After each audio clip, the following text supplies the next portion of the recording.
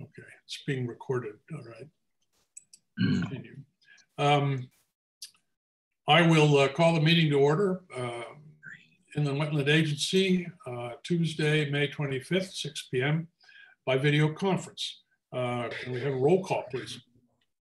Yes, John Mailing. Here. Matt Pence. Present. John Levin. Present. Jen Balliet. Here. And I believe that is all that you have this evening. Okay.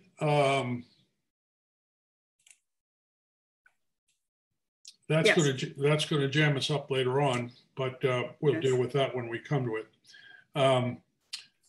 Okay.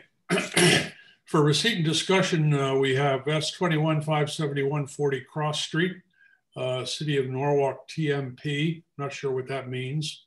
But in any case, is there somebody here from the city? So yes, in addition to myself, someone from TMP, which is Transportation, Mobility, and Parking, okay. have been grouped together into their own department. Mike Yosik is here for the application, as well as some of the design consultants from Stantec are here as well. And that's Jeff and Jeff is on twice. Oh, and then Okay. Yeah, I had to send Phil my link. So there's two of us. I'll fix that in a second. And then Carly Kramer is from the redevelopment agency, and she's here as well. But yeah, so I'm sorry, who? Carly Kramer. Okay. She's just audio and not video? Correct. All right, I'm getting it squared away. Gotcha. Okay, construction of a trail connection to the Norwalk River Valley Trail. We discussed this a little bit last week last meeting when we went through the easement process.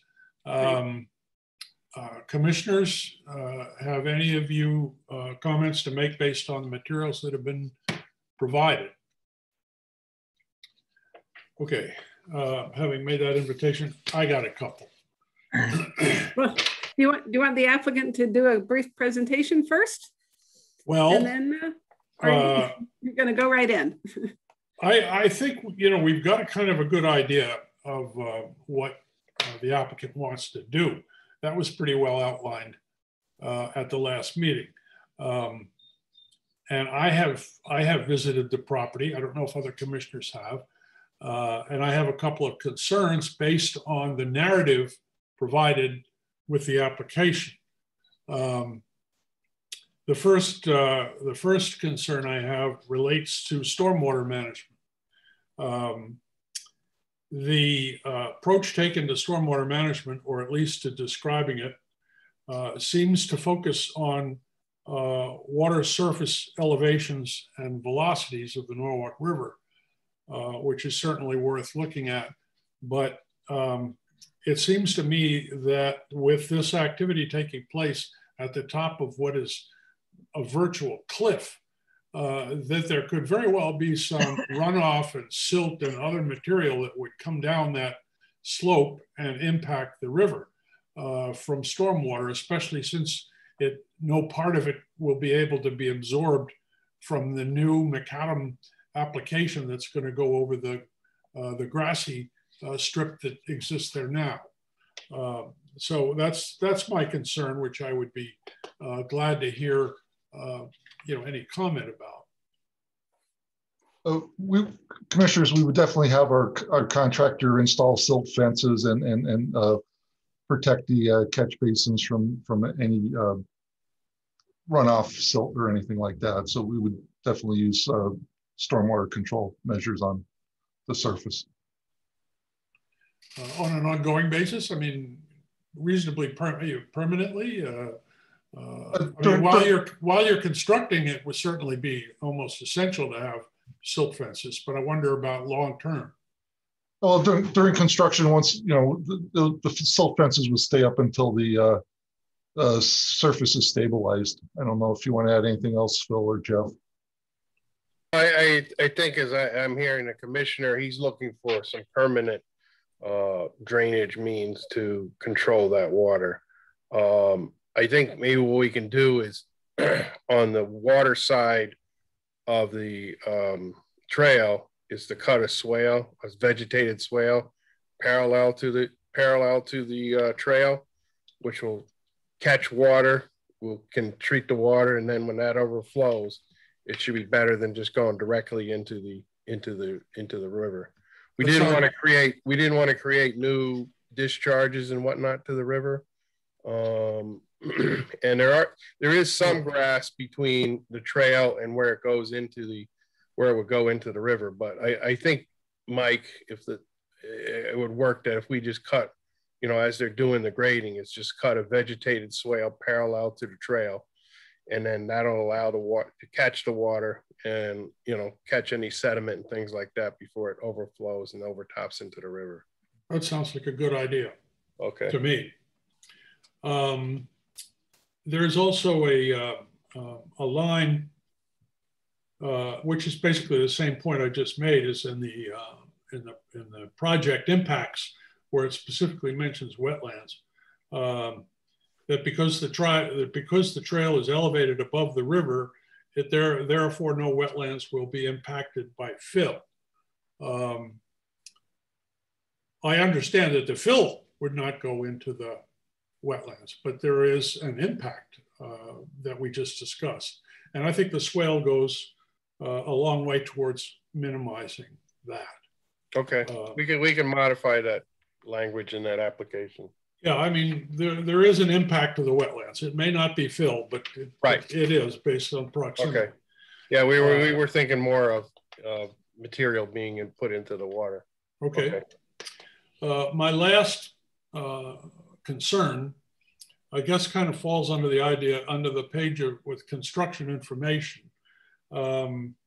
Having walked on the site, I would be fairly concerned about safety issues.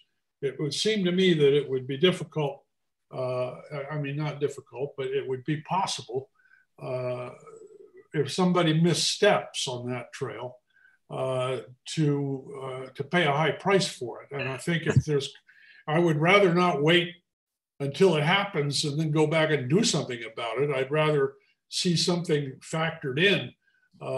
It doesn't relate to wetlands specifically and directly, but we are charged to address anything that we think is worthy of note if it's in proximity to the wetlands that we oversee. Right. Now, I thought in the plan, let me check here. I thought we had fencing where we got close to the river, where we were close to that edge. I can share the screen if that is helpful, or we can come back next time. But there is some fencing that we're putting, where we get pretty close to the river. But we can look again and just confirm that there's suitable protection to keep somebody from going over that edge. Yeah, I think if you guys are satisfied that you've got an application that's going to be obvious to people, so that they'll use common sense and keep their distance, that would be great. Okay, we'll recheck that. I mean, we don't want anybody in the river for sure. Yeah, right. Yeah, that's a different department, but they don't like it either. No, okay. We appreciate the comment. Thank you. Okay. Any other commissioners? My jaws are getting tired here. Somebody else want to chime in if they've got a different view or a different comment to make. This is a good time to do it. Okay. Thank you guys very much. I think the concept of a river valley trail is an excellent one, and I think the city's done a pretty good job of kind of making an effort to figure out how to dovetail with what it is that people want. So, we would like to cooperate with that too. So thank you. We appreciate that. Thank you. Okay. I think we can, and if there's no more comments, we can move beyond Cross Street and head for Half Mile Road. Thank you again, guys. Thank you. So we're up to section 4, discussion and decision.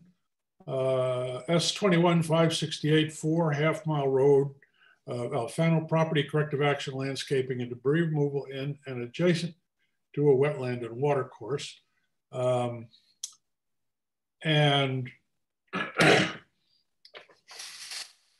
Alexis, can you just kind of bring us up to date on what's changed since we first looked at this?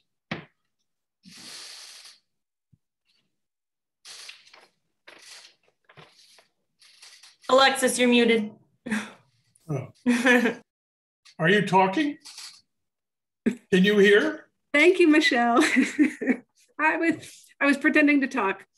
Oh, okay. No, I was muted. I forgot that I keep toggling back and forth and I forget to check.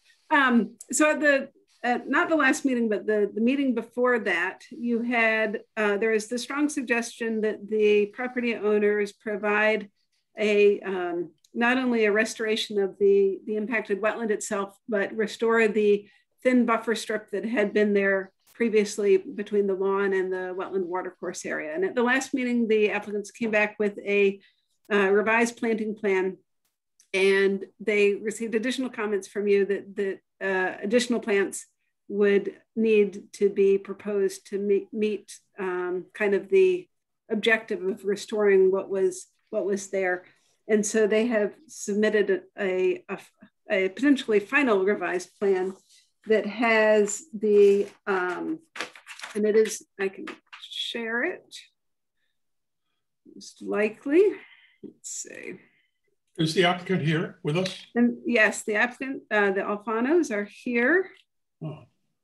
And let me just scroll down to their plan and here.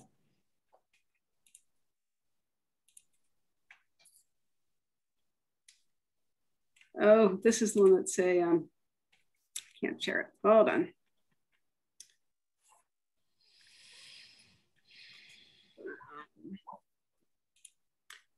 Oop. Was that on the screen? Sorry. No, it's not. No. I'll just describe it. It's a PowerPoint, so I'm having trouble. I think I had this trouble at the last meeting. What they're proposing are a total, in addition to the removal of the construction debris and the landscaping debris within the wetland, they would propose to overseed the wetland with the native seed mix, and as well as the buffer strip. And then they'd propose a total of 12 inkberry shrubs. 6 of them would be within the wetland, and then 12 would be just outside of the wetland in that buffer strip, and effectively making a line of shrubs where that picket fence used to be, that physically demarcated the edge of the lawn and the beginning of kind of a more natural vegetated buffer strip and wetland. And so that's what they are proposing. Okay. And I think that I had emailed, so obviously discuss it well. If that is an adequate restoration plan, there is a draft resolution to approve in a memorandum that I sent you, right, with kind of standard special conditions. Well, we have received that and looked it over, and it seems to me that the Alfanos have worked pretty hard to, get this back on track in such a way that they can, make the best use of their property. So that said, I would move that the commission grant the application as outlined in staff's May 17th, 2021 memorandum to the agency, subject to the conditions as outlined in that memorandum. And that being the motion, I'd open it for discussion. John Levin. I'd like to second the motion. Thank you. Okay. There we go. Okay. Well, so where it's moved and seconded, is there discussion? Then I suggest we can take a voice vote to approve this. All in favor? Aye. Aye. Aye. Opposed, anyone? Very well. The motion carries, and Mr. and Mrs. Alfano, we thank you very kindly. Thank you. Thank you. I'll be sending correspondence to you soon. Okay, awesome. Thank you. Okay.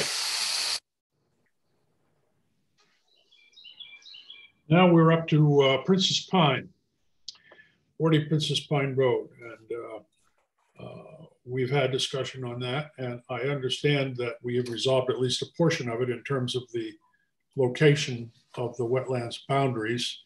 Alexis, can you just kind of summarize? Sure, I can share my screen again.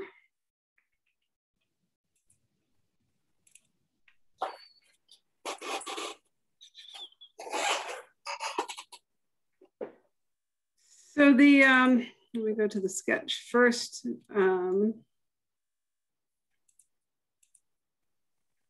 So Autothiel did go out to the site again, and well, really, I guess applicant, if you want to describe what you submitted. So I know that you submitted Otto's sketch and report, a revised site plan, and some other stuff. And if you want to just share your screen, you can do that if that's easier. Do you have the plan? I can probably. If you have the site plan, do you have the site plan, Alexis? You want to show that? Okay, that's good. We can do that from there. Good. Okay. Yeah. A little in the back. A little to the. Raise it up a little. Here we go. That's close. I think everybody can understand what we're doing from there. Okay, so I actually revised the wetland flagging for this map. Otto went out and number 7, wetland flags number 7, 8, and 9.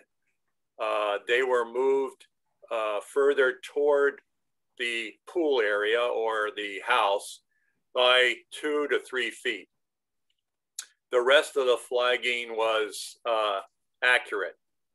So I actually moved the conservation regulated area line further up the hill by that same distance so that we were accurate. And that was the change. So it was a relatively minor change, but for whatever reason, I think we have accurate lines now. Okay, well, that's not only good, it's essential. Of course.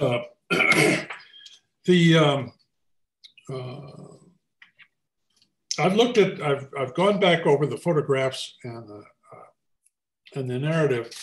There are a couple of concerning things. One, the spreading of the wood chips across what would be a sensitive area is something that seems to me to be something that we have to concern ourselves about.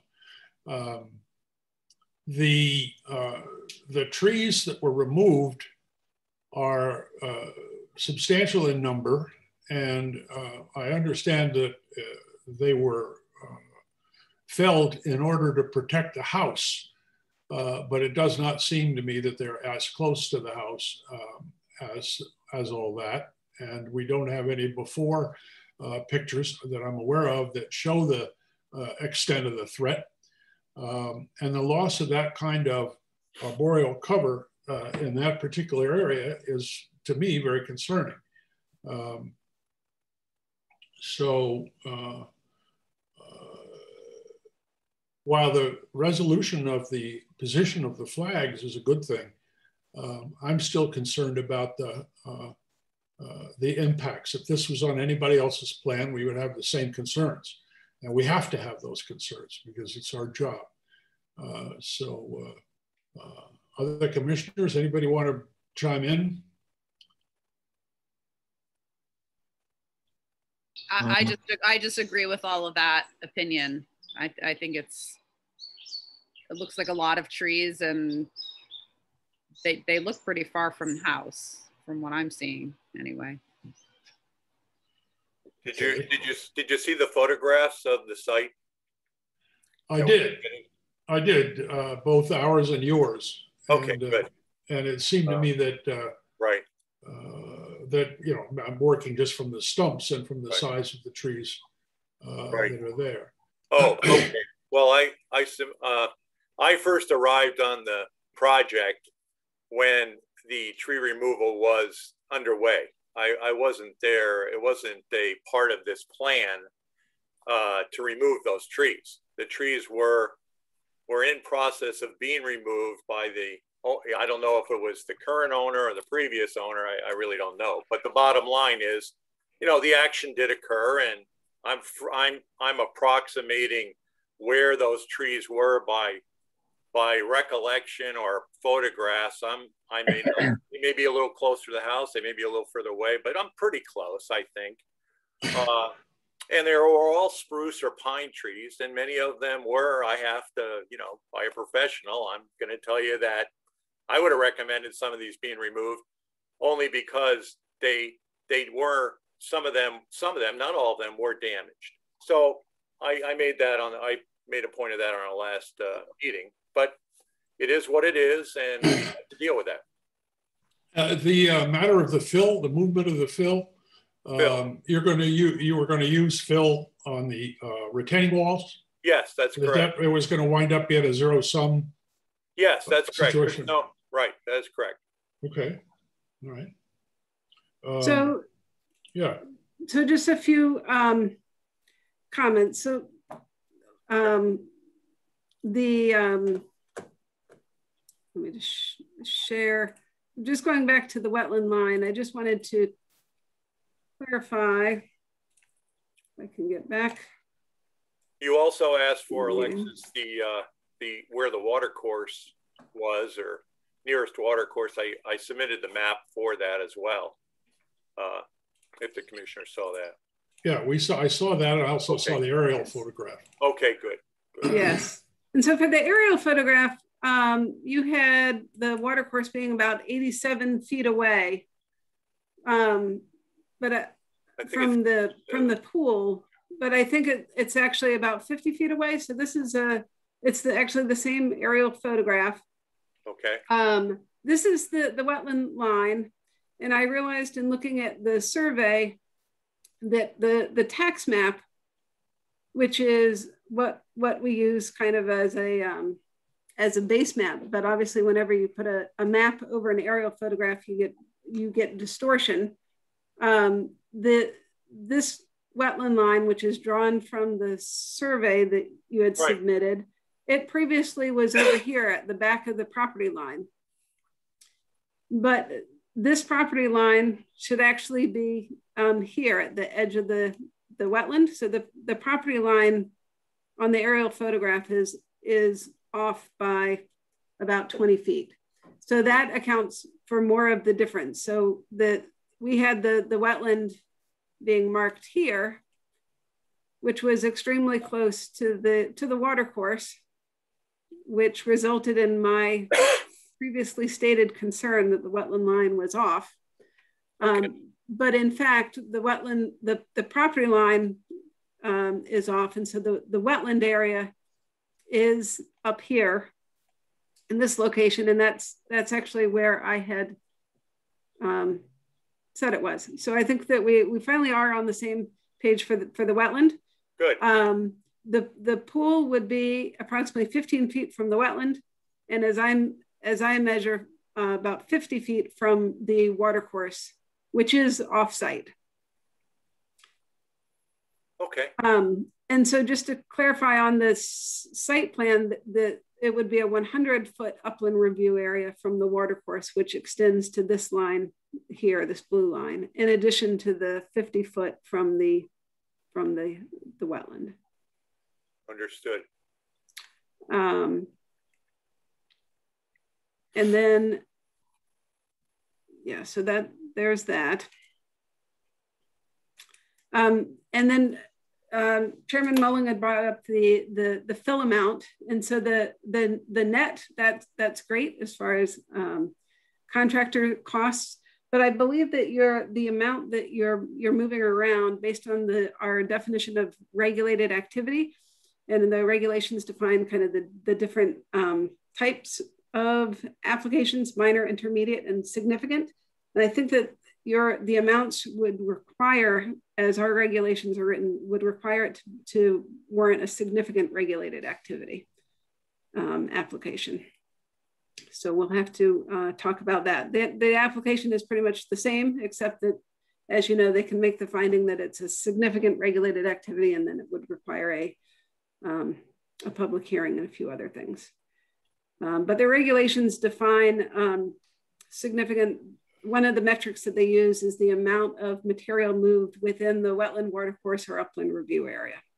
What is, you know, the amount, whether it's in that regulated area or the upper, it's the same amount because it's a balance. So the movement is through you can see the disturbance. It's as minimal as you can do for that type of pool, but that's right. It's actually half of what the excavation of the pool would be, because it's on a slope too. Right. But that whatever your regulations are, you know, that's what they are. I don't have any other option on location after studying this site with where the well, the wells in the front, the septic, and et cetera, of pool location. And I tried to do my best to help mitigate that as best I could with some walls to contain that development and reduce the amount of set the pool fairly close as standards go, with very little terrace, actually no real terrace, and some retaining walls. So I frankly don't know what more I can do. I can do more planting for you, of course. I'm good with the planting, of course, but I don't know what more I can do for you at this juncture. So you have to make the review, I guess. And I'm sorry, you might have said earlier, were you able to reach out and talk to anyone at the health department? We submitted, no, we haven't been given a decisive feedback on that, but we did, the septic person that was there that we had as the contractor, who apparently seems to be knowledgeable in that septic system itself, said that there's ample room on the side of the property to put additional septic. So we'll see what health department says. Of course, that would be a condition of approval if you so desire. Right. Yeah. Okay. So we're going to have to go to a significant regulated activity stage at this point. It seems like there's almost no way to avoid that. The idea of the additional plantings is obviously appealing to me, to create some kind of a buffer that will replace the wood chips and that sort of thing. Well, I think we did some enhancement planting, but if you have a recommendation, I don't understand what we would accomplish by going to the significant. I don't understand what puts it over the top on that directly, but that's your commission would have to decide that, of course. So I don't. Well, it's a regulation that's just simply based on the volume of material that's being moved about on the site. The volume that we're dealing with, because maybe we can reduce the volume somehow. Well, that might be less than 150 cubic yards. Well, let me do a very careful cut and fill analysis on that and see if we can do that, because I want to, whatever you want to do with wood chips is fine. I mean, I got presented this situation. I just would prefer not to have to go through the whole, public hearing process again for what I might be able to solve for you or make things happen for you so that you're satisfied with the application. Okay. Maybe we can take, we can use the next few days to examine that. Yeah, see if we can find a way through. Yeah, let's try that, because I think we can make something happen. We're so close. I mean, 40 yards is nothing. And I had 150. I came out with about 150 to 190 yards of not 150, 190 yards when I first did. I rounded it to 200 or so. But hey, we can use spoons out there if we have to. We're careful. So. I mean, we don't need big machines or anything for this. We would use an excavator just to do the pool, but we can be very cautious. It's not a problem. So let's look at that. Okay. So maybe some revisions to the plan. Yeah. Yep. All right. So we'll keep you on the next agenda. Save a lot of, I think, time from people. That'd be good. Good. Okay. Great. Thank you. Sure. Okay, we go on to S21-570, which is a Fulton Road application. And that's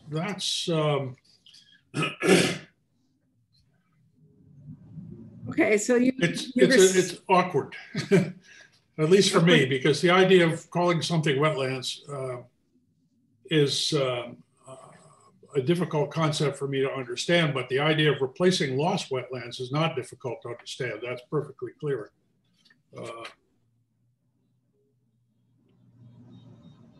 So Alexis. So you received this application at the previous meeting. It is a significant regulated activity, so we'll require a public hearing at some point. And as Mr. Mailing, I think, was just noting, that it involves, in addition to the proposed development, which would be 40 units of housing across, I think, 28 buildings, the access into that proposed development would require a removal of a portion of the wetland and in turn a proposed mitigation that would include the creation of new wetland area.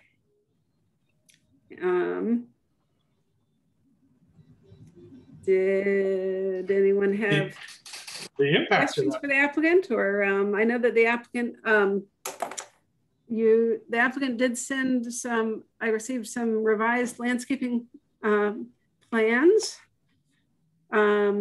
this afternoon, and then I was out for most of the afternoon, Adam, so I think I saw that I have received another email from you, but I have not yet opened it.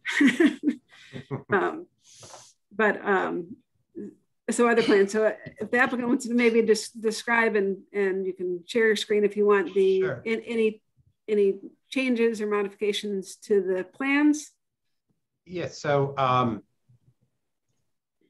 as you guys remember, we were here a couple weeks ago. This was the site with the large existing surface lot. There's a drainage ditch that runs, I've highlighted in yellow, that's right up against the existing abandoned lot here. And we were proposing, as Alexis said, it's 40 units of housing in I guess it's 28 different buildings, duplex and some single family, 2 wetlands on the site in the east and in the west. These are the buildings themselves. At the last hearing, Alexis asked us to do a couple of, or like not just Alexis, but your commission asked for a few updates or modifications. One was to that drainage ditch, to identify it as an intermittent water course with a 100-foot upland review area, to identify that. You had some questions about the woodland area and disturbances to the woodland as a result of the development. And you wanted some additional detail about how the proposed new wetland area would be positioned for success. And so we'll let Derek Donay, I think, is Derek on here? Alexis, can you? Let me check. Him? if he's not on yet, I'll try to get in touch with him, but we'll let Matt then start. But we have, I think, filed new documents and plans addressing those that we'll try to address tonight, and then any other questions you have, and hopefully we could get scheduled for a public hearing if there's not other concerns that you have. I guess with that, Matt, do you want to start out? Good evening. I'm Matthew Pop, landscape architect, professional wetland scientist with Environmental Land Solutions. If I could share the screen. Should be able to. Try that again.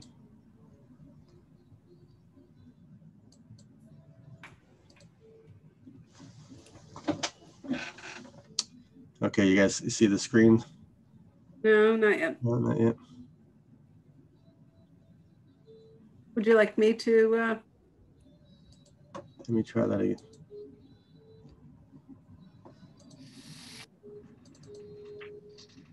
How's that? There you go. Yeah, okay. Again, Fulham Street is up here on the left.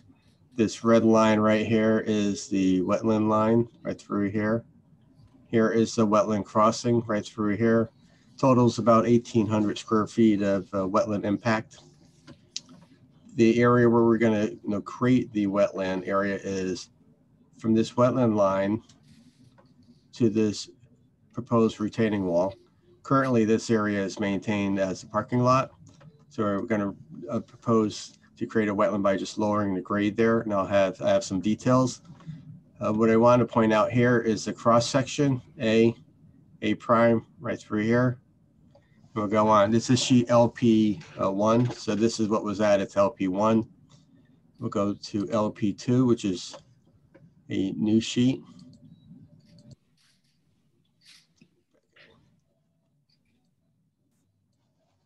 This is that cross section, A over here, A prime on this side. Here is the house, proposed house, small yard area.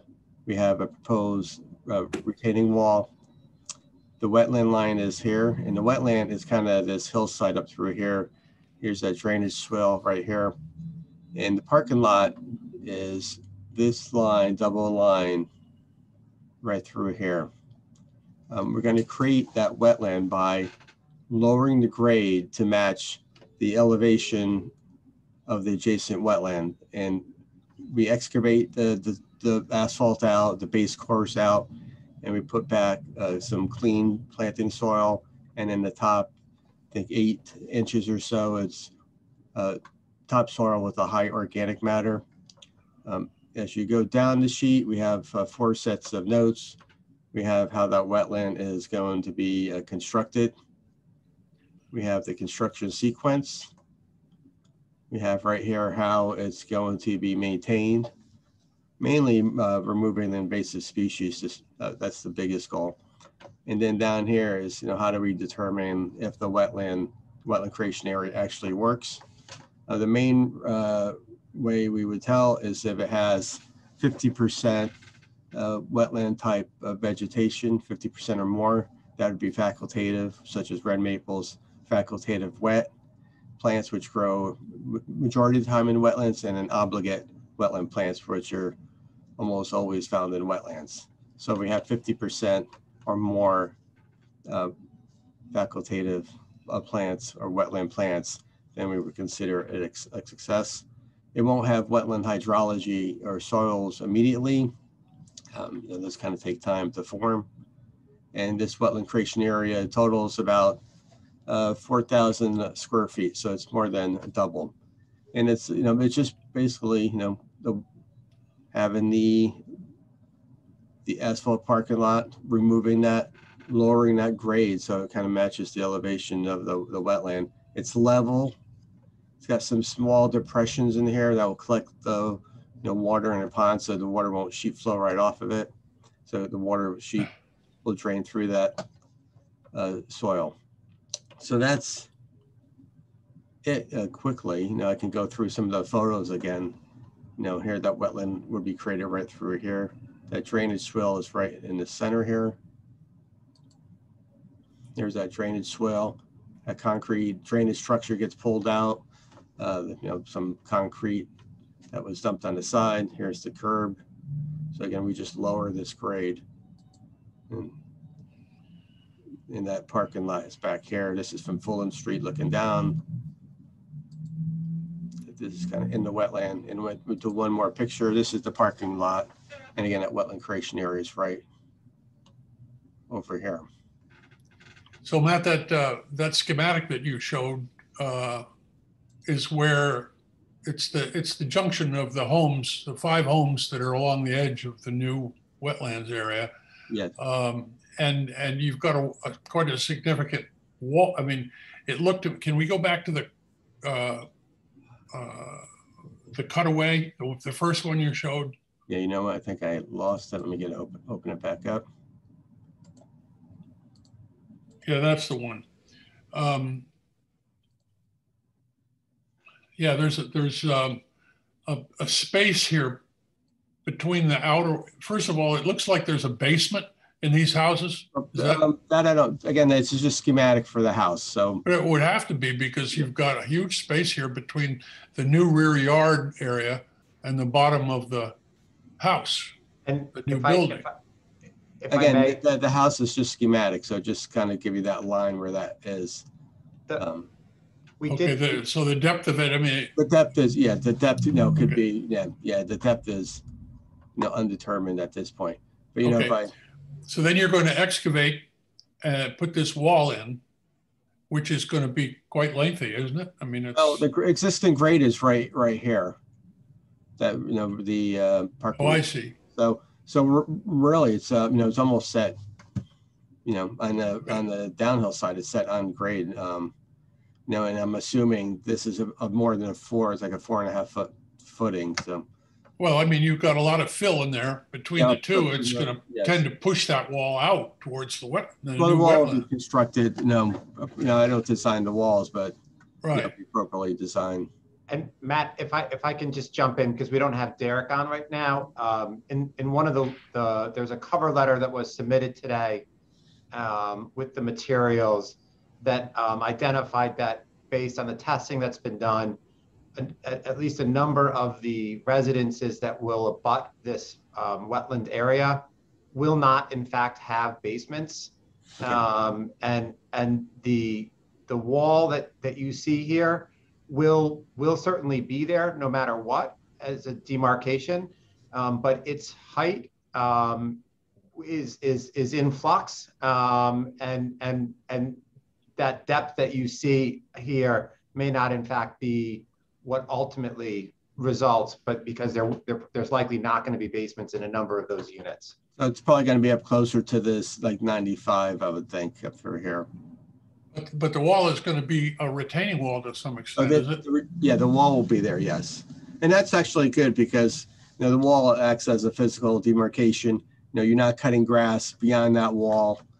No, I get that part. That's no problem. I just was worried about, whether or not the wall was sufficient to hold that much material that's showing on the right-hand side. Unless I'm misreading it, it looks like there's going to be quite a huge amount of soil that's going to be on one side, and then a considerable drop off to the new wetlands area. But I think it's about maybe like an 8-foot high wall. But like if you had a block wall, they go much higher than that. So okay. But all right. Okay. Since it's a significant regulated activity, are there any alternative plans that are kind of a discussion of feasible and prudent alternatives, particularly with the wetland crossing? Or just and Matt, jump in if I misstate. I mean, again, maybe Derek is on. Maybe not. Yes. So Derek, sorry for joining late. I thought we were further in the agenda tonight. I apologize for this. These guys are efficient tonight. Yes, I guess so. All right. I may not be totally prepared here. So, okay, go ahead. The question is, were there any alternatives considered, particularly with respect to the wetland crossing? Yeah, okay, so let's see, as far as that, so you have to access the site. And so what are the options? You know, you have private properties all around you. So what we did was decide, you know, what's the closest point, the most narrow point of the wetlands, and we chose that as the access point here. I mean, so as far as the location, that seemed to be the best location, only feasible one. And as far as alternates, I mean, we decided to go with a large culvert to allow, you know, to allow the flow of water and any smaller animals to go in and out of there without being hindered. So that was the main thing. As far as, so I'm trying to think other options. You know, we don't have permission from any of the neighbors to outlet through their properties to any of the other streets. It has to connect to Fulton. That's our only access point. Okay. And I believe that Derek's firm also considered subdivision as a possibility. And I think in the subdivision, correct me, Derek, if I'm wrong, but in the subdivision, that actually had, because if you do a subdivision, you're required to have sort of essentially city streets. And it ended up having as much or more pervious coverage than this plan. it had some large asphalt areas because of the required cul-de-sacs for the city streets there. Derek, for the crossing, you originally started off with it being piped. You know, so we changed it. Well, we hadn't finalized the detail at one point, you know, but yes, there, you know, at first it was thinking, okay, do we just use a small, you know, a regular pipe because it's not a large flow? And then we reconsidered that and said, no, it's a wetlands area. So let's go with the larger culvert area, something that would be less of a hindrance for natural flows and, you know, the critters and stuff to get to pass back and forth through there. So a 36-inch pipe we felt was a reasonable size for that. Okay. Commissioners, any questions? I was actually at the property today. It looks a lot different than the pictures because we're in a different season now. So it was very dense and difficult to really see any kind of wetlands or where borders are or anything. Yeah. But I did walk around. I guess I'm trying to wrap my head around a comment that was made at the last meeting about this actually being more environmentally friendly to the wetlands than leaving the pavement that's there. So I don't know if someone, I think we have one expert that's looked at this that's here that can maybe expand on that a little bit. And then also I was curious if there's a visual of like the drawing of what would go over the wetlands, the driveway in and out, because I'm trying to understand the pipe that I guess is going to run under that and everything. All right, as far as goes the what we were talking about as far as the benefit for the wetlands. Now, obviously the site, there's big disturbance going on, but right now, especially the western wetlands, you have, and I'm sorry I don't have my screen share ready here. You have the wetlands buffer is right up against the parking lot, which is only like 5 feet or so from that water course. Under, thanks, man. So then under proposed conditions, we are moving the encroachments further away from that, obviously excluding where the crossing is. But besides that, we lose a lot of impervious area that was in the setback area. And so with that, like, especially if you include all the way up to last 2 weeks ago when we did this presentation, we were assuming the 50-foot wetland setback. Now we've included the 100-foot buffer as well for the watercourse area. And with that, you have a reduction in impervious surfaces within that setback area from, let's see, under existing conditions, it's you have about almost 27,000 square feet of parking lot that's right in that buffer area. And under proposed conditions on that side, you have about, all around 16,000. So it's almost about it's almost like 10,500 plus or minus square feet that we're reducing the amount of impervious area over in that wetlands area. And so then you've got that. So we're reducing the encroachments into the review area. We are expanding the wetlands, removing some of the invasives. So Matt Pop can talk about the benefits of creating the wetlands and the different landscaping we're doing there. But compared to the existing parking lot that's right up against it, this will be better for that wetlands is what we're saying. And you're treating the water. Right. As far as our stormwater runoff goes, right now you have a parking lot where the water just flows right off into the stream and then further down offsite.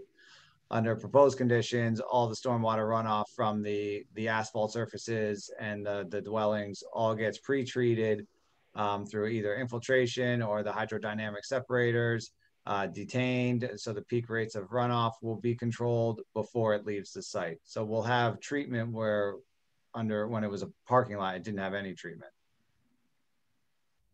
Those were the benefits. Also, the other thing, and this is the parking lot kind of looking to the north. In this kind of corner over here, there's a lot of porcelainberry, which is, again, a non-native invasive vine. Tough to get rid of, so we'll be attempting to get rid of that. And again, as Derek noted, that parking lot goes from about here,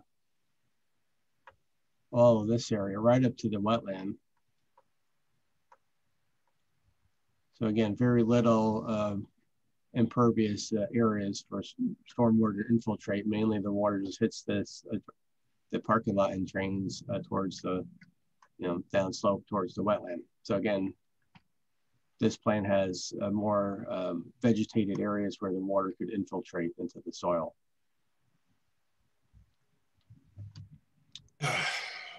Jen, does that kind of? And do you have a detail for the proposed, the filling of the wetland and the culvert? Was her other question? No, unfortunately, we don't have a detailed design of that right now, but just picture it's a 36-inch pipe, so like a concrete pipe or something, just a culvert that goes where the channel is. It would just lie within the channel basically, but it would be set in that area right where Matt's pointing there. And then you have the walls on both sides of our access drive, and it would be fill over that area. So from looking at it from one side, you would see a wall with a large culvert coming out of it. So both sides of the access would have retaining walls that would Correct. then go down to your the wetland, and then the wetland beyond them would be untouched, but the wetland underneath there is the portion that you're proposing for your direct wetland loss. That is correct. We decided to go that route because we wanted to minimize the amount of disturbance within the wetlands and the setback area, the review area. If we, decided not to go with a wall or had to grade that, because Fulton Road is so much higher up, and to have it where, it's a reasonable slope for a fire truck to access or just even regular vehicles, you have to fill that area up in order to get vehicles to cross that stream. And so with that, we decided to go with the wall method to keep the disturbance to a narrow area, as opposed to trying to grade that area out. Otherwise it would expand way, much farther into the buffer area, and we didn't want to do that. We are removing like the chain link fence that runs through this through here, right through here. And then removing some of the miscellaneous debris that's on the surface. There's quite a bit of it, scattered throughout the wetlands. And then where it's thin, we'll be planting, shade trees, native shade trees, to kind of enhance that area.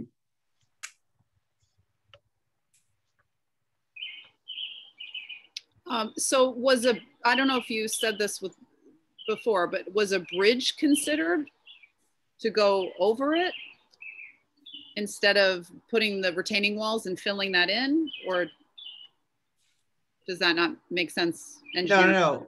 A bridge is an option. Yeah, it's a much costlier option, but that is an option. Would that bridge be like a box culvert, something like that?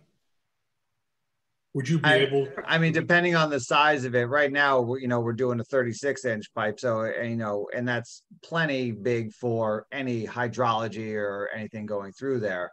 So it's a matter of, how much do you want to span this stream area there? You could do a box culvert. They have open-sided box culverts as well, so that's not a bad option where it's open on the bottom, as opposed to a culvert that has just concrete on the bottom. And usually the bridge is used when it's high valuable wetland system that's not disturbed. This kind of wetland system all through here has been reworked. There's fill piles throughout. Probably the main impact for here is kind of removing some of the trees, regardless if you build a bridge or have a culvert. Those trees are still going to come out. I think there's 6 trees, down in this area. Well, I think, just expanding on what Jen was saying or Commissioner, sorry, Commissioner Balliet, something like a box culvert would, albeit in a small way, preserve a little bit more of the wetlands than just a complete filling in around a 36 culvert would do. And it's the sort of thing that we need to look at now, as opposed to after it's all done and we're scratching our heads saying, well, we might have.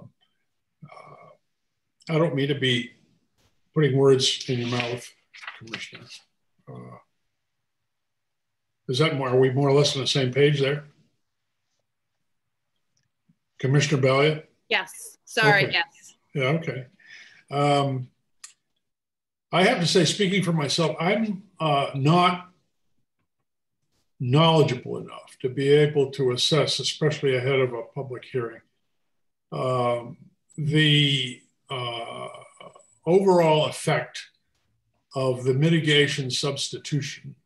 I understand that we used to have X number of square feet of wetlands, and we're going to have Y, which is a little smaller number, and that's going to be compensated for by this attractive looking, at least on the schematics, new wetlands area.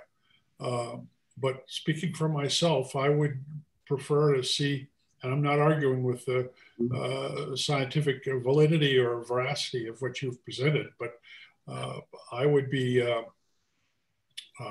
feel a lot better if I had a separate opinion.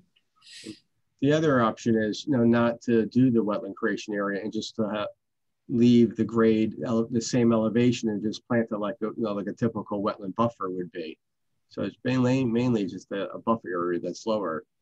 So if you kind of felt uncomfortable, and if you did have like a box culvert here, maybe that might be a better alternative than just don't create that wetland area, just leave it the same grade.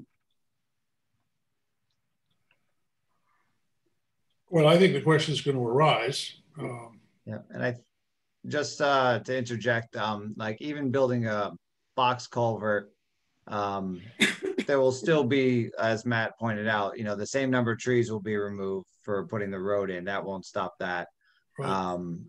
The only thing you'll have is, you would have the open bottom if you do the 3-sided one where it's open at the bottom. But you'd still end up just with the machinery putting it in,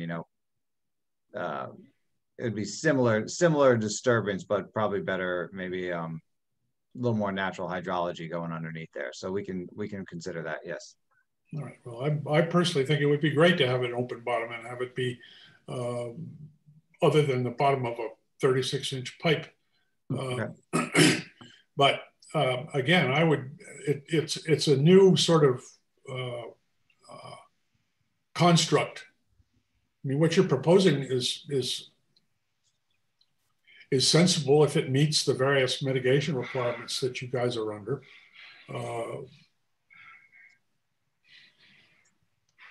But I think it's something we ought to look at in its entirety before we have a public hearing. And I mean, I guess I'm looking for another opinion besides the very good one of your own. Alexis, am I close to the end of the plank here, or have I still got a few more feet to walk? I got you. I see what you're saying. A second opinion to gotcha. You know, if the driveway, if the parking lot wasn't there and it was, you know, vegetated, you know, we probably wouldn't be proposing it. But since the parking lot is there and right up to the wetland line, I think it's a good opportunity to, you know, again, create a wetland area in that location. Yeah, well, I mean, we're going to do the best we can. So, and right now that, you know, like that swale through here, that's, to me, it looks man-made. Looks like it was excavated years ago. Probably when they constructed the driveway, I mean, the parking area, they made that. So, you know, but hopefully it's going to be nicer, you know, than what's on the west side of that drainage swale. So I would almost call that, you know, somewhat man-made right now. So, yeah. So okay. Commissioner Nailing, so I'm just catching up. So are you suggesting that they work on some different methods for getting into the property and crossing the wetland and water course, and then kind of reconvening, or are you seeking are you referring to using in your fee schedule in chapter 18, 16? Whatever the chapter that sets out your fees in the regulations, of using the paragraph that talks about additional technical assistance for outside consultants. Yeah, I mean, okay. I think yes is the answer to that. First of all, I have to say I acknowledge totally that you have to have a pretty substantial access way. It's got to be dependable. You got to be able to hold up a 50,000-pound fire truck if you need to. And in general, in no way would I suggest that you make it narrower or something like that. You know, I mean, that's just wouldn't make any sense at all.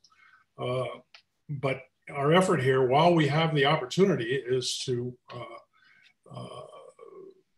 preserve and improve the wetlands in whatever way we can, in cooperation with you guys. I mean, I think that some of the suggestions that Matt has come up with are interesting. And I'd like to see him, you know, what is it? Chapter 18, is that what I'm talking under? Yes. Sure, I can share it with you if you want. Yes, it's chapter 18, section paragraph F. But I am, you know, I'm speaking only for myself here. We have not discussed this as a commission to see where we all stand and what our consensus is. And I think that has to happen also.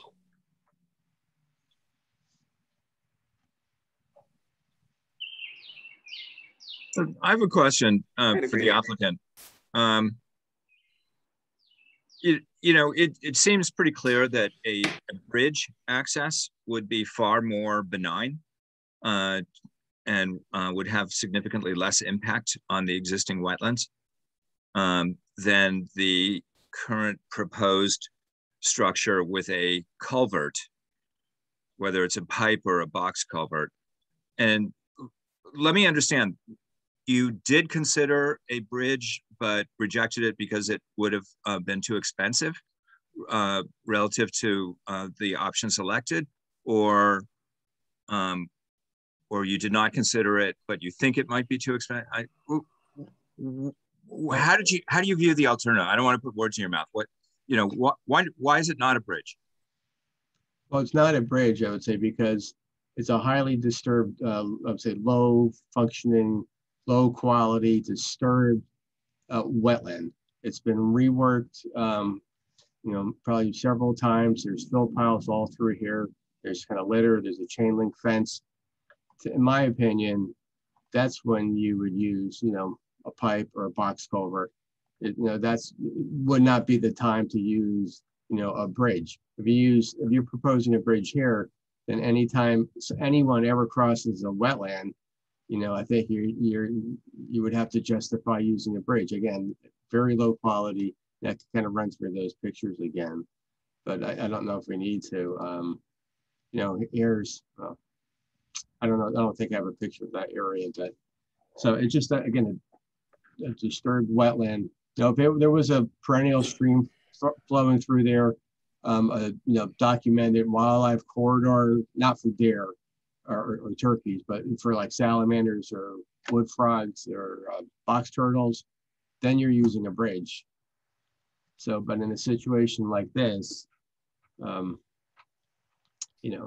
just don't see it seemed to me to make sense to use, a bridge. Again, the impacts, those 8 trees or whatever, 6 trees, they're still coming down with the bridge or without a bridge.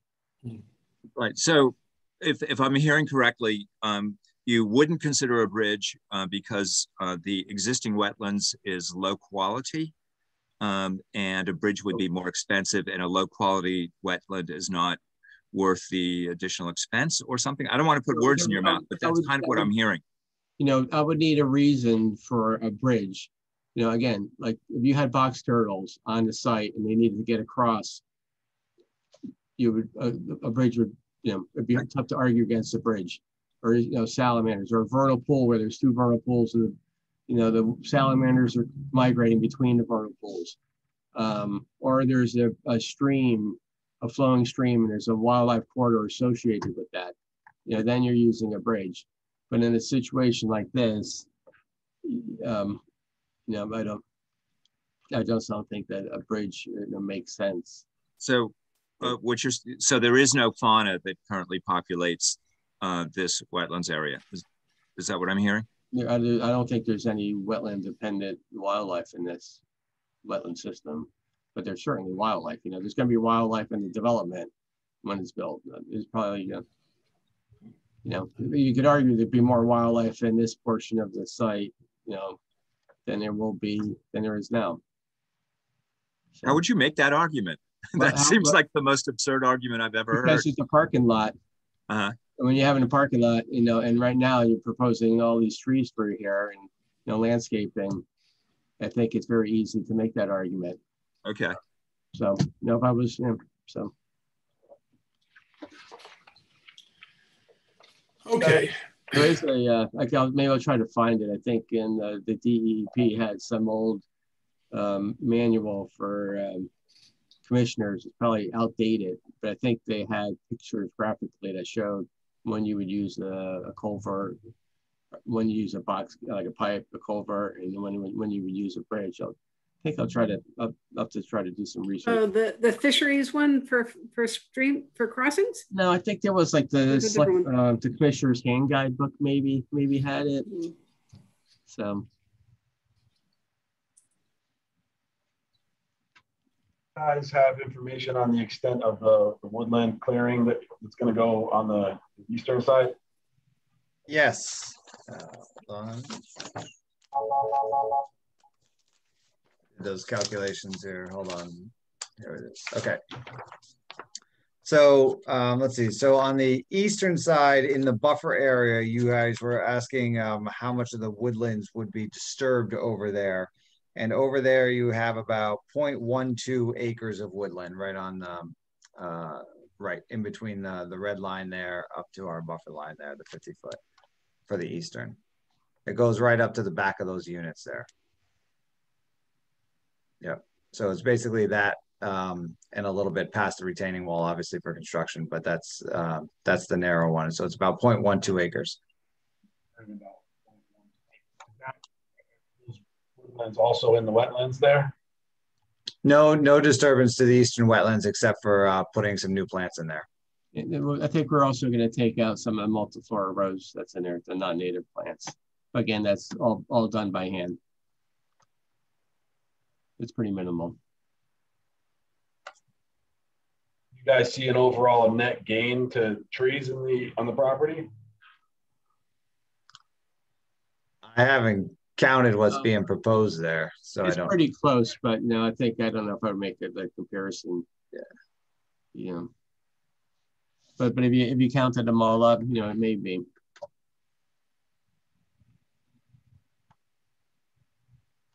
So, you know, then you kind of make the comparison to a shade tree to a flowering tree. You know, is that the same? Yeah. Have you considered any feasible alternatives to perhaps leave some of the woodlands there, as opposed to clear them all out? I don't know if within the development that's possible, just due to the different grade changes and the amount of disturbance that, you know, happens at a construction site. So sometimes, right, you can try to pick a tree to stay in between a couple of units, but when it comes down to construction, that's usually not very feasible. So that's why we usually try to say, okay, here's a limit of disturbance. Let's really protect everything outside this limit. You know, and so that's how we come up with you know, which trees we can save realistically. It's also it's unfortunately the case that in many cases the heavy equipment needed will affect the roots and the underpinnings of the tree in such a way that it doesn't look like it's much different than it was, but it is severely, you know, impaired, and probably you're better off to remove it and put in something else because it won't last very long. That's a big concern if you have trees that are just inside a construction area that you want to preserve. It's just, sometimes you just can't be sure that you have preserved them, you know, despite your best efforts. Right. Any other comments, commissioners? Okay. Alexis, what would be our next steps? Well, I guess if there is a consensus among the four of you that you'd want a second opinion, I would encourage you to figure that out sooner than later for the applicant, because that does take some time to retain a second opinion. So I'd say if that's important to you, at this point after the discussion. Let's ask. It's important to me because I think it's to have an outsider who could just collect all of these potentials, put them together, and make their recommendation, so that we would have a kind of a professional scientific approach in-house. It would be a good thing. But I yield to the opinions of my colleagues on that. If anybody wants to weigh in or do a thumbs up or a thumbs down or whatever. So, yeah, I would like that as well. Okay, Matt. With you guys, there's a lot going on here, so I think it would be beneficial. Okay, all right. Well, then it seems like we're, John, you're bored? Yeah, I am. I'm just wondering, what form does that take?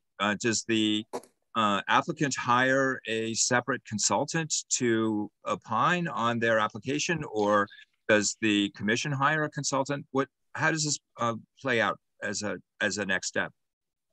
Sure. So I will. I'm going to ask you some clarification questions as far as what specifically you're interested in having a second opinion on. And it sounds like it's the bridge design and kind of the direct wetland impacts and the wetland creation. The way that it works is that I would estimate the cost of reviewing and evaluating that portion of the application. So whatever that question is, and then I would charge the applicant 150% of that estimate, and then they would submit that as part of the an additional fee, and I would use those funds to hire a appropriate second opinion. And then any unused funds would, at the end of the day, would be returned to the applicant. And what would be the description of the professional that provides the second opinion? So it sounds like you are looking for a second opinion from a professional wetland scientist that could talk about the, I think one of you, maybe it was Commissioner Mailing, was talking about that you understood the area comparisons, but not the qualitative stuff.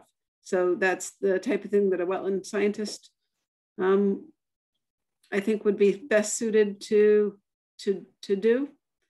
They could do an analysis of what are the impacts to the, what are the current functions and values of the wetland and watercourse, and then what are the impacts of the proposal to those functions and values, and if there are the impacts, is the proposed mitigation adequate? And those are all professional wetland scientists. And to include the potential, the possible alternatives that the applicant has already put forward that came in tonight. An opinion about given the condition of the wetlands as to a culvert versus a box or a pipe, an opinion about the creation of a so-called additional wetlands as has originally been described in the application, as against just, using that as a buffer. There are various interesting approaches that were put forward that might benefit the wetlands, and that's what I would love to see that outside professional show us. And I think it would matter, especially with the prospect of a public hearing coming up, to have that additional bit of either information or opinion. So okay. that there's your green light. Okay. Okay, so I will work on that right away and try to get someone on board to move this along. Yeah, so that we can move this, that these guys don't have to wait very long for their response from us.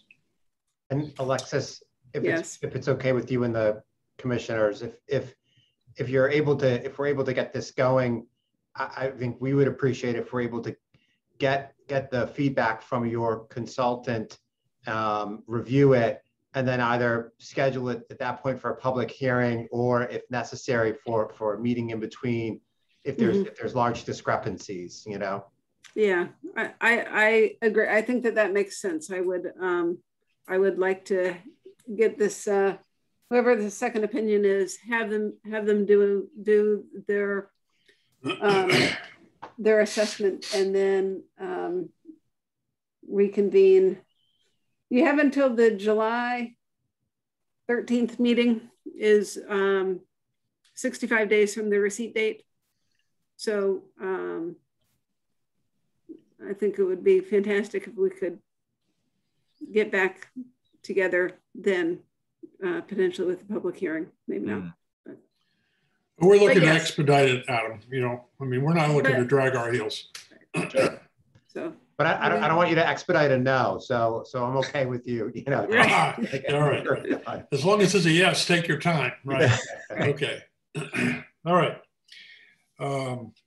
I think we can dismiss that item and move along in the agenda, which means that I have to.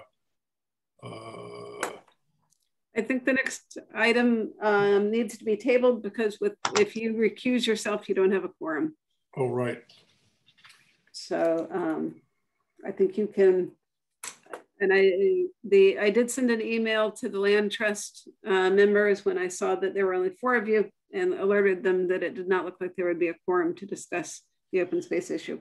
I was hoping somebody might show up, No. Okay. Well, that being said, so we'll table that to the next meeting? Yeah, we'll table it till the next meeting and then go on to the minutes. Quick question about the NLT application. I have 3 outstanding questions related to the information that they submitted and you circulated to us, Alexis. Mm-hmm. What is the best format for me to present those questions? Do you want to email them to me, and then I can forward those questions to the land trust? That would probably be the easiest. Okay, yeah, that'll be great. Because then you could I won't misquote you, or you can say exactly what you want to say. It shall be done. Perfect. John has never been misquoted. I can't imagine such a thing. Okay, we have. Wait, can I ask? Oh, sure, Jennifer. So when John submits those questions, I'm sure they're going to be of interest to some of us. I know I would appreciate hearing. Are we CC'd on that, or is it just from? How does that work? So I can copy. I can send. Yes, you can. If John wants to, you don't want to discuss it via email, really. Right, it would probably be best if John sent it to me, and then I can send out something to all of the commission, just like I do with my emails, saying these are some additional questions raised by you know who. And then when the land trust replies, that reply will go out to all of you as well. Okay. So, but I don't want to necessarily, I don't think we want like a reply all. Right, yeah, no, I understand that. So okay. I will try not to mince John's words, but re-articulate to the group his questions. And I would suggest, first of all, Alexis, take me off the list for the obvious reason. Oh, yes. And somehow or other have John's questions be appended to the minutes in some way so that we have them available to us in the future. I don't know if that works, but that would be a concern. Anyway, is that, Jennifer, does that work for you? Okay. Yes, thank you. All right, to the minutes, April 27th. Is there any discussion, sorry to interrupt you, on the 40 Cross Street? I know it's listed as 5B on the agenda, or is it, since we discussed that? No, it's no longer on the agenda. Maybe you have it's not on the agenda. Oh, that was done. Yeah, there was for you must have picked for one day, there was the agenda up with 40 Cross Street. I forgot to remove it, but ignore. So that's easy. Okay, plunging into the April 27th minutes. Anybody have any comments, any additions or corrections? I would direct staff to item X. At that point, I think it has to say that I recused myself in the minutes. Oh, yeah, sorry. And then in XI, I returned. Thank you. And that takes care of covering my tracks. Any other corrections? Can we vote on both minutes at the same? I mean, I have minor modifications that I'd like to make. All right. We're discussing the April 27th minutes. Yes, yes. So 4A, I would like it to be clear that this is a reference to what I said. The language that's included there, I think, is a little bit confusing and does not make sense to me. Oh no, that's a different part that doesn't make sense. In 4A, what I really was trying to say is, and I believe I said, was that this applicant should be treated like any other applicant and not enjoy favored status because it is a government entity.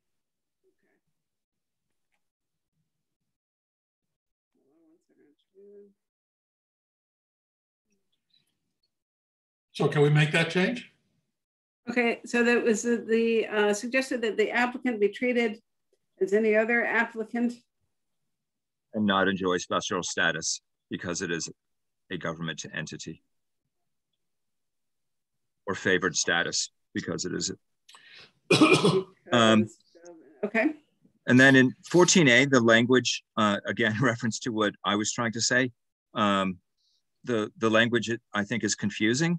Which one? I'm sorry, 14A. I actually don't have it in front of me. I just have a note I wrote to myself. And I believe what I said at this meeting was that I would like to see the Conservation Commission participate as a panelist if the Historical Society repeats the April 15th event again in the future.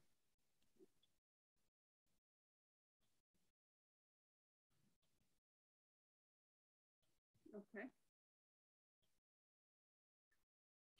Any other changes, additions, corrections, amendments to the April 27th minutes from anyone? Okay, Alexis, can we vote on both minutes at the same time, or do we have to do them individually? Sure. We're going to do it both together. Okay, May 11th. Anybody on something to say about the May 11th minutes?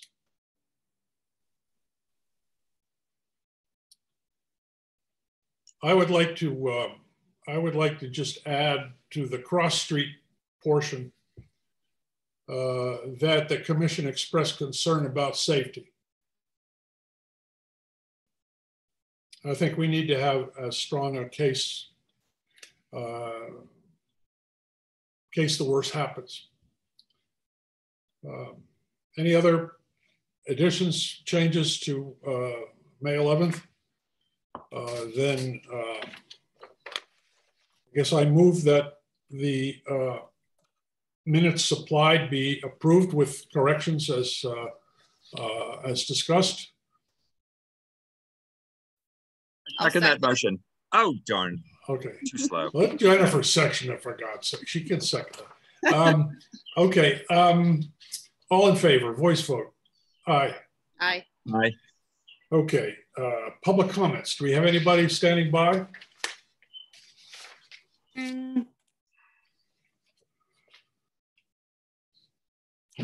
There's two people on. I'm not sure if they would like this. Right. So Richard is with the hour, and then Michelle, do you remember the instructions for a call-in?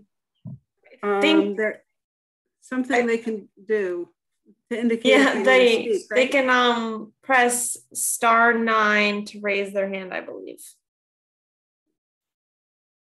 If they'd like to make a comment. The listener listening in, if you do want to speak, if you dial *9, we believe,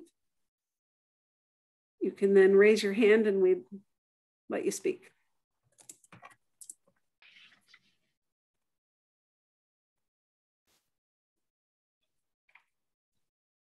Yes, I just double checked. It's *9.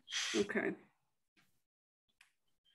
So I presume that the listener has opted not to press *9. So we can press on to comments of staff.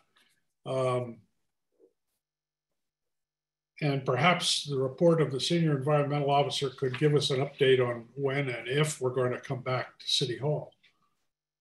So last Thursday on May 20th, City Hall reopened, and so the public is now invited to enter anytime. You just have to wear a mask and be checked in by the front security desk.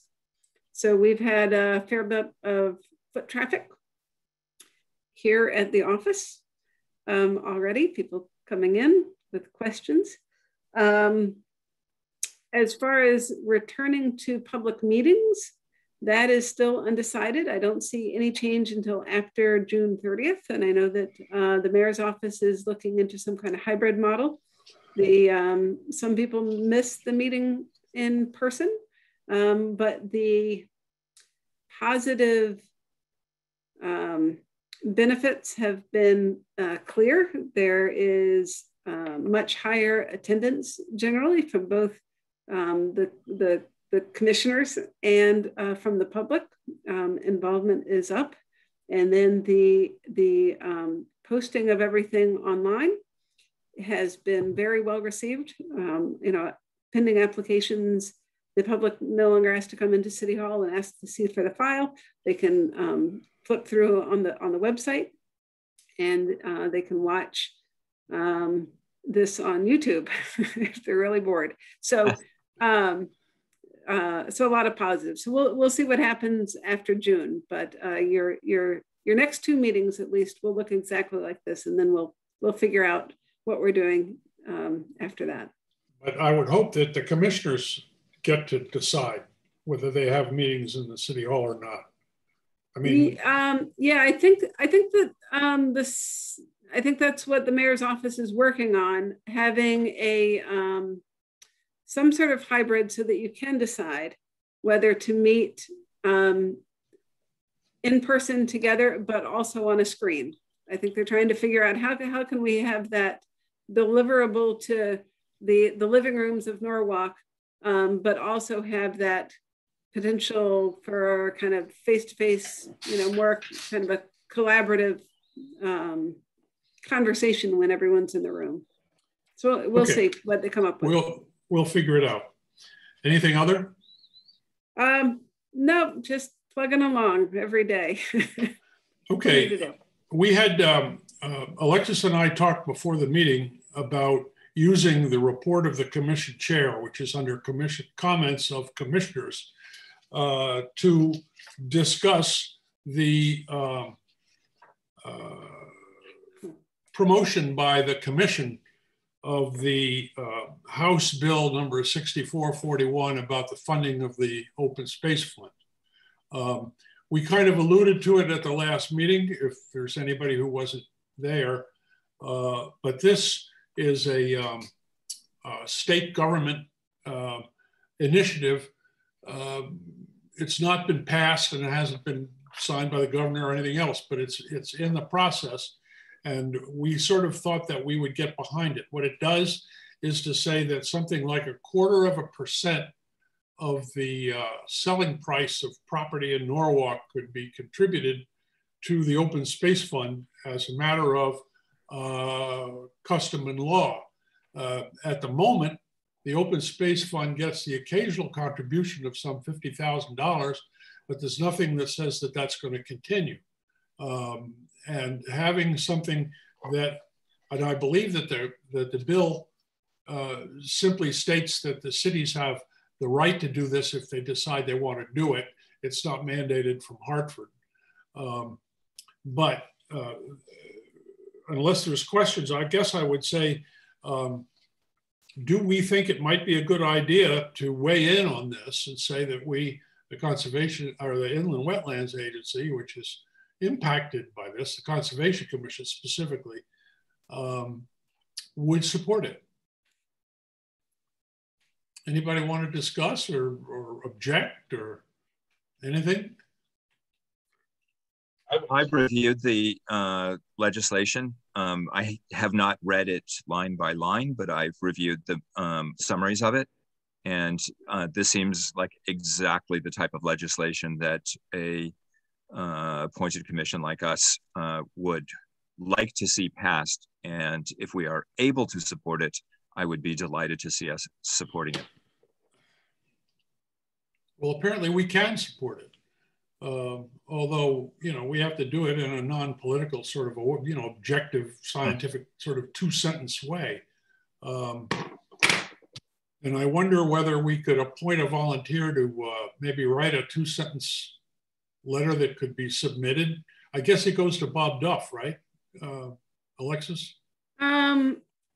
I'd have to. Well, he would know what to do with it anyway. I mean, he. Right. If it wasn't he specifically, he would forward it on. Right. I'd look to see. Yes, he would be a potential. Sorry, I was just reading the summary of the bill. What is the bill number? Sorry. It is House Bill 6441. Okay, thanks. I can send out a link to it if you like. But I think the support letter ought to come from one of the commissioners, not from staff. Oh, okay. Happy to take a stab at drafting something for us if you guys are willing to review it. Sure. Absolutely. Thumbs up. So let it be written, so let it be done. Okay. A little time to do a little research and I'll throw something together and I'll follow up with you guys. Great, thank you. That's terrific. I think if it went through, it'd be good for us. All right. Thanks a lot, Matt. Okay. The only thing left is number 10, which is adjournment.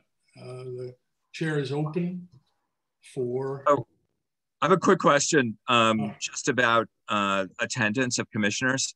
I know when I first joined the commission, when we received notice of the meeting invitation, people would respond by saying, I will attend, I will attend. And then along the way, I sent in a message saying, I will attend every meeting unless I express that I will not attend, which relieves me of indicating whether, do you know in advance of a meeting, have people indicated that they will attend or they will not attend? I would expect at every meeting, all commissioners attend unless they give notice in advance that they are not attending. Am I getting that right? What is the so yes, generally if you're where you expect you to attend, but if you're not going to attend, I usually get send an email. Sometimes late in the day. So did you receive a notice from the absent commissioners that they would not be attending? Okay. You're right. Yeah. So Mr. Clockey knew that he was not going to be here a few days ago, and let me know he is out due to a family matter. And then Farah and Cheryl both emailed this afternoon with apologies that something had come up with both of them and they were unable to attend. So, yep. Okay. Understood. That clarifies. But, and obviously the earlier that I know, the better, because I'm always wary of making sure that there's a quorum. That's my, of course, my focus. Yep. And it should be for all of us. But it worked out. Yes. Okay. And that goes in the minutes. Okay. Alexis? What's that? We can stick that in the minutes, right? Under whatever number we're at? Yes. All right. Okay. So now I'm going to sit here until, I don't know, 8 o'clock and the wine list wears out unless somebody moves to adjourn. Or I will. Jennifer, thank you. Thank you. I will leave. And John, you're going to, is that, you want to second it? I wish to second that. Oh, wonderful. Okay. All in favor? Aye. Thank you all. See you in 2 weeks. Thank you. Have a good night. Have a good night.